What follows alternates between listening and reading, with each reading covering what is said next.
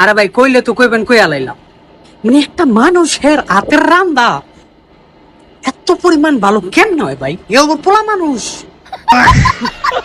ওরে আল্লাহ, আমি ভাই একদিন আমারে মালিক রে কই, ও আল্লাহ কফিল তুই আমার একদিন কাল লিগা ছুটি দে খালি, আমি যাই বাংলাদেশে আমার মা বাপরে খাওয়াই আহি। দেখেন দেশে গেলে বাবুচির ভাত মাইরা আলাম, আমি এটা শিওর, এটা কনফার্ম।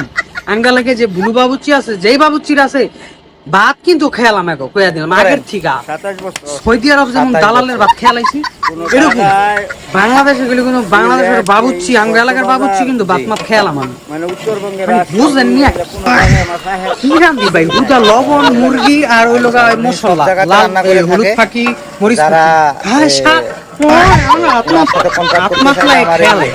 পেজে কিংবা আমার এই প্রোফাইলে ফলো দিয়ে রাখবেন। আল্লাহ তাআলা উনি সব সময় মনে করলেন অনেক সুন্দর রান্না করে, ওনার রান্নার অনেক কদর আছে।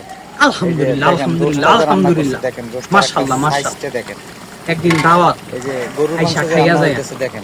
মুরগির গোশত। ধন্যবাদ, সবাই ভালো থাকবেন। কি আনবেন জানেন?